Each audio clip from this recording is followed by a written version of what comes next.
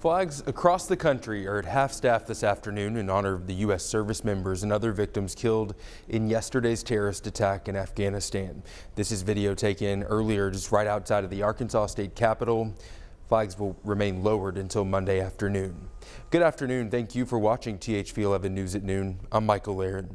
The evacuation of American citizens and Afghan allies continues this afternoon, even after a suicide bomber killed more than 100 people. Skylar Henry is at the White House. The flag at the White House is at half-staff in honor of the U.S. service members killed in a suicide bombing outside the Kabul airport. We appreciate your thoughts and prayers for all of our service members who are carrying on this mission today. The group known as ISIS-K, which counts both the U.S. and Taliban among its enemies, claim responsibility. The bomb killed dozens of Afghans hoping to flee the Taliban, and families mourned as they claimed the bodies today. A Taliban fighter stood guard outside the gate, where the blood-stained walls mark the tragedy. On the other side, flights have resumed as the U.S. tries to evacuate as many people as possible before the August 31st deadline. We have seen firsthand how dangerous that mission is, but ISIS will not deter us from accomplishing this mission. Crowds of Afghan civilians are back at the airport hoping to get on a flight, despite the threat of more attacks before the withdrawal is complete. We certainly are prepared and would expect future attempts, absolutely. President Biden has vowed revenge for the attack, but carrying out a mission against the terrorists will be harder once U.S. forces are no longer in Afghanistan. The first problem that we're going to have here is intelligence. For one thing, our ability to get that intelligence is declining by the day as we pull out of Afghanistan. Republicans have called on President Biden to extend the withdrawal deadline. Our enemies have taken advantage of this chaotic nature of a withdrawal. And yesterday, they crossed the red line. The president has vowed to finish the withdrawal on time. Skylar Henry, CBS News, the White House. Republicans say there will be a day of reckoning for President Biden as a result of yesterday's attack. Remember, you can always find the very latest on developing news such as this right here on THV 11 and thv-at-noon.com. Okay, let's get to our other top story this afternoon. Nathan Scott is in the Weather Center tracking Tropical Storm Ida. Nathan, I think the big question here in Arkansas is, could this impact us?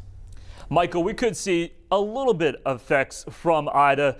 By far, it's going to be folks to the east, and here's what's going on. Tropical Storm Ida moving through a very favorable environment. It continues to strengthen. Winds are now up to 65 miles per hour. The only obstacle it has in its way over the next 12 hours is going to be the western tip of Cuba. Once it gets out in the Gulf of Mexico, very warm water, and this thing is going to blow up into a major hurricane before it slams into Louisiana, getting into Sunday afternoon and Sunday evening. I'll have more on Ida and what it means for us here in Central Arkansas coming up in Maine weather.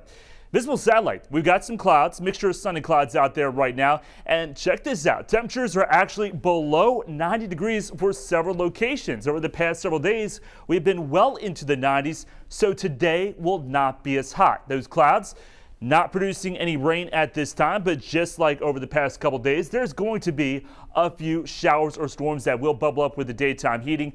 Most of us will stay dry, but even for the Friday night football games, just be aware of that potential. You could see a passing shower storm.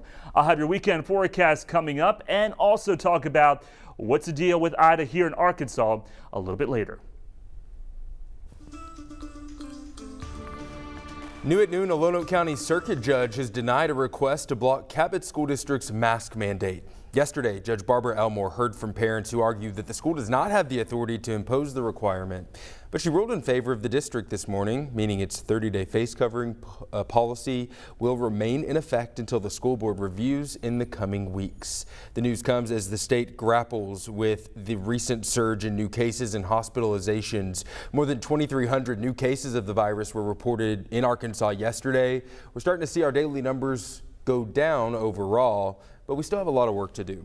The state did see a drop in hospitalizations and a big jump in vaccinations. Numbers we like to see, trends we like to see, but unfortunately, 32 more Arkansans have died from complications of COVID-19.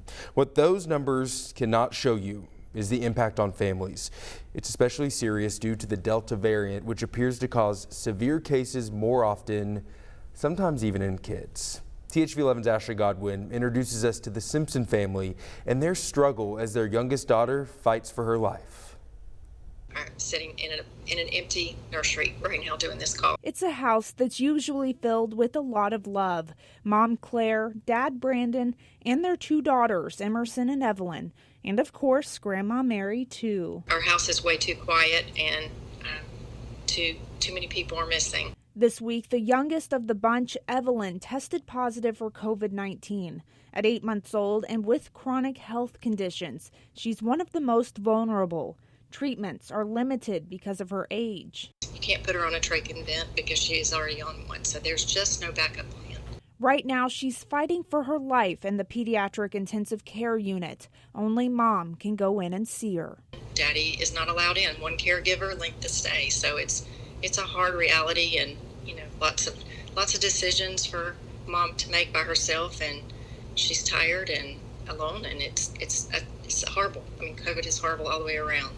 The family asks people to think about how you can protect others, from wearing a mask to getting vaccinated to social distancing, thinking about those who can't protect themselves. Especially having Evie in our lives, for us to love our neighbor as ourselves means, it's not about my personal choice, because when I say it's just about me, I'm making the choice for her. She doesn't have a choice. In Little Rock, Ashley Godwin, THV 11 News. Of course, our thoughts are with them this afternoon. We have had some of you reach out to us asking if there's any progress on when kids can get their vaccine. As of right now, vaccine makers are not finished with their clinical trials. The NIH director says he doesn't expect it to happen until close to the end of the year for ages 5 through 11. Younger kids down to 6 months old probably won't get it until next year. And in case you missed it, the Supreme Court has blocked the Biden administration from enforcing a temporary ban on evictions that was put in place because of the coronavirus pandemic. The decision ends protections for millions of Americans who have not been able to pay rent. The court said in an unsigned opinion, the CDC has exceeded its authority to issue a nationwide moratorium on evictions. It insisted if a federally imposed eviction moratorium is to continue, Congress must specifically authorize it.